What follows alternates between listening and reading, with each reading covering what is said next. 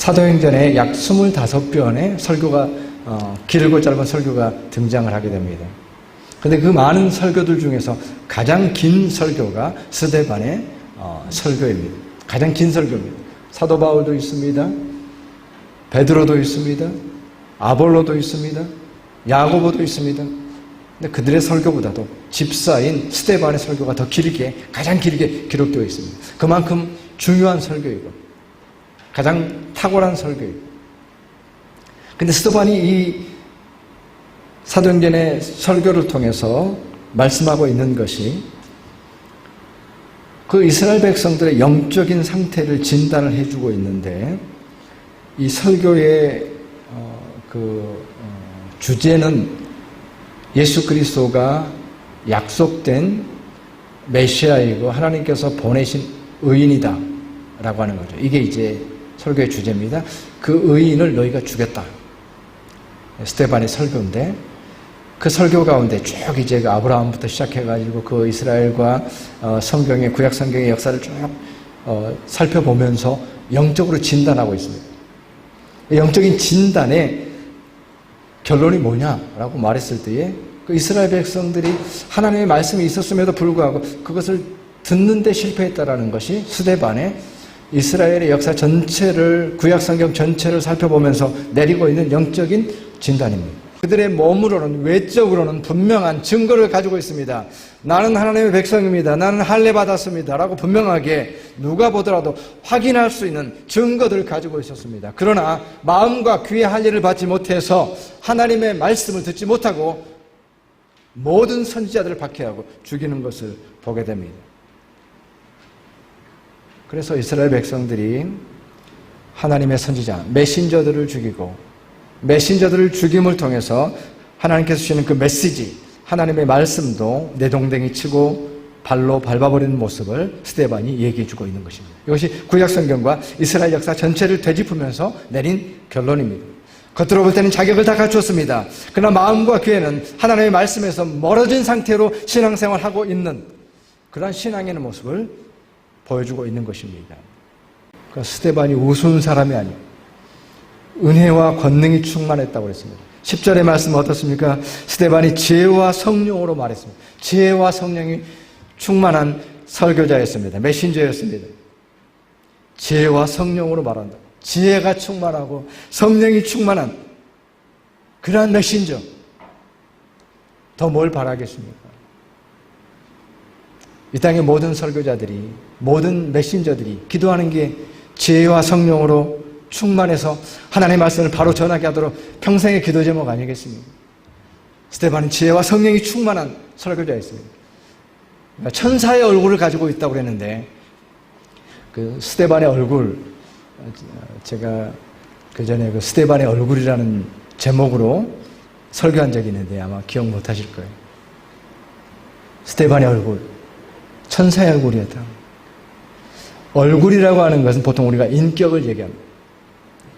그가 열정적인 설교자였을 뿐만 아니라 그가 메시지가 분명한 보증이 될 만큼 그의 삶 자체로서 그의 인격 자체가 그것을 받쳐주고 있다는 뜻이 되는 겁니다. 말만 잘하는 설교자가 아니었어요. 그는 천사의 얼굴을 가지고 있었기 때문에 그의 인격에 있어서도 온전한 설교자였다는 것을 알게 됩니다. 그리고 그의 마지막 행동이 어떻습니까? 예수님의 모습과 흡사합니다. 그들이 돌에 맞았을 때에 내 영혼을 받아주십시오. 저들을 용서하여 주십시오. 예수님의 모습과 정확하게 일치하고 있는 스데반의 모습을 보게 됩니다. 그의 삶의 모습이 그랬어요. 예수님과 가장 흡사한 모습으로 그의 마지막을 우리가 맞이하는 것을 보게 됩니다. 그가 설교가 끝났을 때에 참으로 예수 그리스도의 얼굴을 보게 되는 것이죠. 그가 전했던 의인이 예수님이십니다라고 그가 전했던 메시지의 주인공인 예수님을 그가 직접 보게 됩니다. 이것이 의미하는 바는 무엇입니까? 그가 온전한 메시지를 전했다라고 하는 사실입니다. 그의 설교는 온전했고 주님께서 보시기에 합당한 설교였기 때문에 그가 설교가 끝났을 때에 주님의 얼굴을 보게 되는 것입니다. 이토록 완벽한 하나님의 메시지를 전하고 있음에도 불구하고 그들이 스데반을 죽였고 하나님의 말씀을 거절했다는 사실입니다. 이것이 바로 그 시대에 하나님의 설교, 하나님의 말씀을 듣고 있었던 그 시대의 사람들의 반응이었습니다. 57절에 그들이 큰 소리를 지르며 귀를 막고 일제히 그에게 달려들어 성 밖으로 내치고 돌로 쳤다고 그랬습니다. 귀를 막았다고 그랬습니다. 하나님의 말씀이 선포될 때, 가장 결정적인 그 하나님의 말씀이 나에게 들려질 때에 내 귀를 막았다고 그랬습니다. 그런 일들이 일어난 것입니다. 그리고 그 메신저를 죽였습니다. 죽일 이유를 찾았습니다. 그리고 메시지를 죽인 것입니다. 하나님의 말씀을 죽인 것입니다. 과거의 이스라엘 백성들이, 조상들이 그랬던 것처럼 그들이 겉으로 볼 때는 할례를 받아서 하나님의 백성이라고 그랬지만 마음과 귀에는 할례받지 못해서 하나님의 말씀을 막았던 것처럼 스데반의 이 놀라운 온전한 하나님의 말씀이 전파될 때에도 그들은 귀를 막고 하나님의 말씀을 듣지 않고 있다는 사실입니다. 우리는 이 놀라운 사실을 바라보면서 놀라운 마음을 가지고 우리 자신을 돌아볼 수 있다고 생각합니다. 바로 이것이 내가 알지 못하는 나 자신의 본성이라고 하는 사실을 깨닫게 되는 것입니다. 나의 본성은 무엇인가? 나름으로는 의롭게 생각합니다.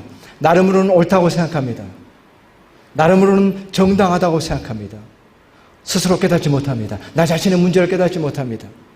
외적으로 볼 때는 할례받았다라고 이렇게 자랑할 수도 있습니다. 그러나 정작 우리의 모습은 무엇입니까? 하나님께서 주신 그 말씀은 귀를 막고 듣지 못하고 있는 그것이 바로 우리 자신의 모습일 수 있다는 이 놀라운 사실을 우리 깨닫게 되는 것이에요.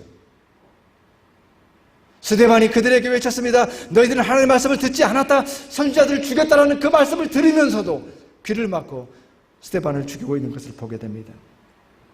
하나님의 말씀을 듣기를 거부하는 그들의 모습이면서 이것이 바로 나 자신의 모습이 아닌가. 겉으로 보기에는 멀쩡하지만 하나님의 말씀이 없어서 메말라가고 하나님의 말씀이 없어서 시들어가는 우리 자신의 모습이 아닌가를 돌아봐야 되는 것입니다. 오늘 본문의 말씀을 보게 되면은 큰 소리를 지르며 라고 이렇게 되어 있는데 귀를 막을 때에 먼저 큰 소리를 질렀습니다. 큰 소리가 막 있으면 우리에게 들리면 하나님의 말씀이 들리지 않겠죠.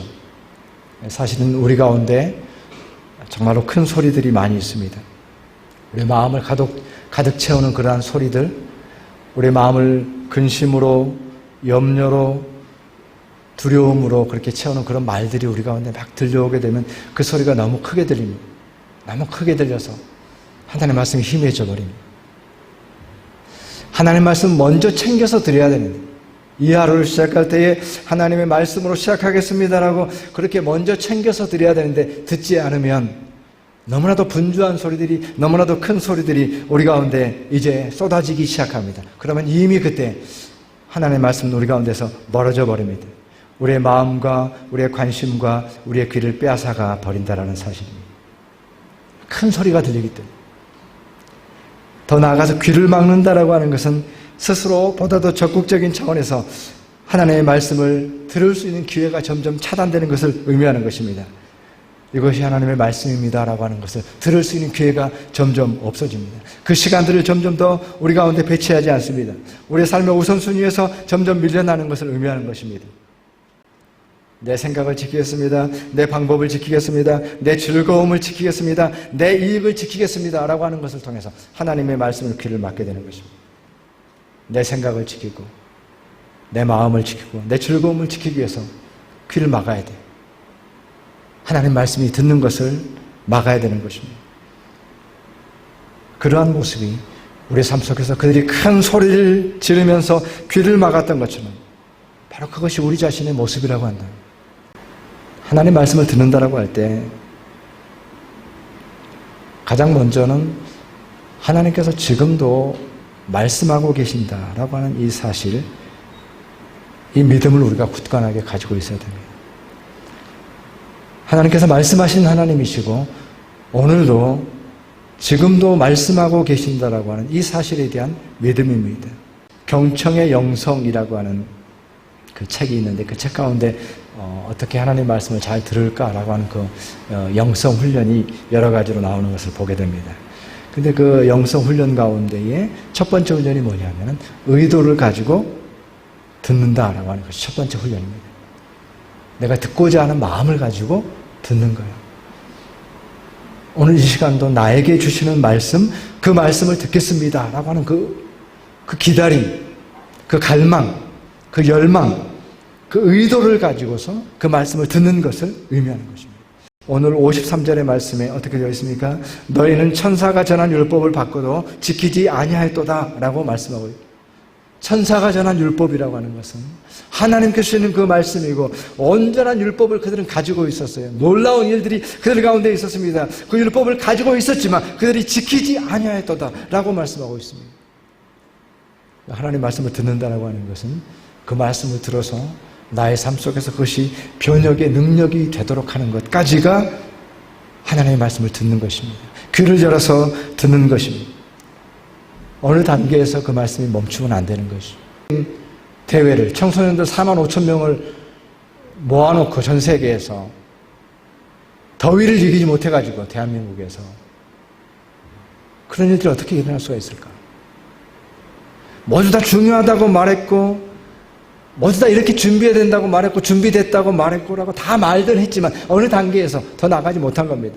큰 소리들과 소음들이 난무하는 시대를 살아가고 있지만 그 가운데서도 하나님의 음성을 분명히 들으면서 살아갈 때에 그때에 그리스도인으로서 신앙인으로서 살아갈 수 있다는 사실을 기억하면서 참으로 그 말씀을 듣는 자들에게 그 역사하는 하나님의 말씀을 기대하면서 하나님의 말씀을 사모하고 앞으로 나아갈 수가 있게 되는 것입니다. 너희가 우리에게 들은 바 하나님의 말씀을 받을 때에 사람의 말로 받지 아니하고 하나님의 말씀으로 받음이니 진실로 그러하도다. 이 말씀이 또한 너희 믿는 자 가운데서 역사하는지라. 아멘. 기도하겠습니다.